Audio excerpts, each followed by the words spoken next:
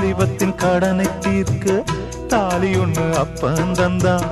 தாலிபட்ட கடனை தீர்க்க தாயார் என்ன பெத்து புட்டா. நம்மை சுமக்கும் பூமியும் ஒரு கணக்கு போட்டு இருக்குது. நம்மை சுமக்கும் பூமியும் ஒரு கணக்கு போட்டு இருக்குது.